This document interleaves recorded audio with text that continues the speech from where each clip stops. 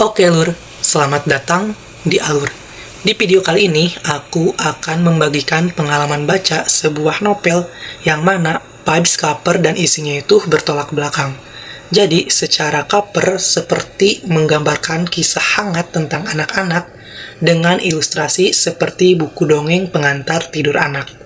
Tapi setelah baca, isinya malah membuat pembaca nggak bisa tidur. Yaitu novel Kita Pergi Hari Ini, karya Jigi Jesha Jeopiana Jabrizki yang diterbitkan oleh Gramedia Pustaka Utama. Kalian bisa lihat covernya seperti ini, sehangat ini, dengan ilustrasi anak-anak yang menghadap ke sebuah ladang.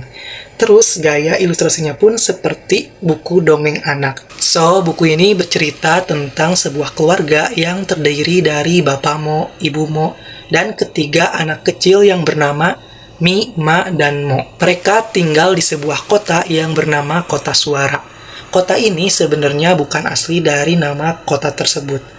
Namun, karena penduduk di kota ini kebanyakan anak-anak kecil, jadi penduduk mulai melupakan nama asli kota tersebut.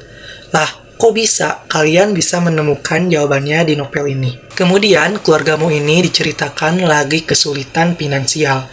Tapi mereka tahu kalau mereka tuh nggak mungkin kerja karena anak-anak mereka masih pada kecil. Jadi, ibumu ini mengirimkan sebuah kancing kepada pelikan pos dan tak lama dari itu, Nona Gigi pun datang. Selayaknya pengasuh anak, Nona Gigi ini mempunyai karakter yang baik, sabar, terus mengajak Mi dan Ma dan Mo untuk berkenalan dengan tetangga seberang. Akhirnya, Mi, Ma, dan Mo ini mempunyai teman baru yang bernama Pipi dan Pupu yang merupakan anak kembar. Lalu, Nona Gigi ini mengajak mereka untuk berpetualang ke tempat-tempat indah, luar biasa, dan menyenangkan. Jadi, itu dia untuk sinopsis novel ini. Lah, katanya bisa bikin pembaca nggak bisa tidur. Tapi kok sinopsisnya nggak ada serem-seremnya? Kalian baca aja novel ini, nanti kalian akan tahu maksud dari berpetualang ke tempat-tempat indah, luar biasa, dan menyenangkan. Nah, kesan pertama ketika aku membaca novel ini adalah ragu. Karena sebelumnya aku sempet lihat-lihat review orang lain tentang novel ini, dan aku notice mereka menyoroti diksi di novel ini. Jadi, aku rada takut salah paham atau salah tangkap tentang novel ini. Tapi setelah aku baca dari awal sampai akhir, aku malah jatuh cinta sama novel ini. Bahkan gara-gara novel ini, aku mempunyai keinginan untuk mengkoleksi karya-karya Jiki yang lainnya. Ngomong-ngomong, diksinya emang seperti apa sih novel ini? Jadi, diksi yang merangkai novel ini dari awal sampai akhir tuh terbilang unik, aneh, absurd, dan nyeleneh. Mungkin hal ini dikarenakan novel ini mengambil sudut pandang anak-anak kecil. Jadi, gaya ceritanya tuh seperti anak kecil yang lagi bercerita tentang imajinasinya atau tentang mimpi-mimpinya, tentang bayangannya gitu. Jadi, diksinya tuh kayak banyak kata yang diulang di kalimat selanjutnya. Tapi menurut aku itu nggak ganggu, malah itu kayak menjadi salah satu daya tarik tersendiri di novel ini. Selain itu, di novel ini aku menemukan kalimat-kalimat yang mirip atau persis seperti yang pernah aku dengar ketika aku masih kecil. Kayak contohnya tuh, ayo makan, habisin nasinya, kalau nggak habis nanti nasinya nangis. Nah, kalimat nasinya nangis ini tuh kayak mirip lah gitu dengan kalimat yang aku temukan di novel ini. Selanjutnya, atau ketika kita lagi main, terus ada yang berantem atau nangis, tiba-tiba ditegur, kayak, udahan aja lah mainnya kalau ada yang berantem atau nangis, kecuali kalau kalian maaf-maafan atau salam-salaman. Jadi ketika di adegan ini, aku agak sedikit bereaksi karena berhasil memutar kembali ingatan-ingatan masa lalu ketika aku masih kecil. Lalu, selain itu, ada beberapa hal yang aku suka di novel ini. Yang pertama, tentu saja covernya dan ilustrasi di dalamnya. Jadi novel ini memiliki ilustrasi di dalamnya yang sebagian hitam putih dan sebagian lagi berwarna. Karena menurut aku ilustrasinya tuh kayak memiliki kesan yang klasik, estetik, dan juga menarik. Kemudian yang kedua, adegan demi adegan di novel ini berhasil menarik aku untuk masuk ke dalam ceritanya. Meskipun ada saatnya aku merasa agak kesulitan untuk menyamai imajinasi sang penulis. Lalu yang ketiga adalah ketika mereka berpetualang, nuansa di novel ini berubah 180 derajat. Yang awalnya tuh kayak sesuatu yang biasa aja menjadi sesuatu yang memberikan efek ngeri-ngeri sedap. Semua adegan tragis di novel ini dibungkus dalam narasi yang manis dan berhasil bikin aku meringis. Kayak kaget, apa yang sebenarnya terjadi?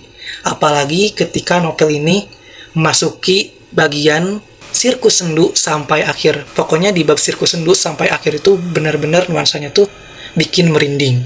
Meskipun cerita ini ditulis menggunakan sudut pandang anak-anak, tapi novel ini tidak cocok untuk dibaca oleh anak-anak. Kayak minimal 15 tahun ke atas gitu untuk membaca novel ini. Karena aku pun menyadari kalau beberapa adegan di novel ini tuh agak mengganggu.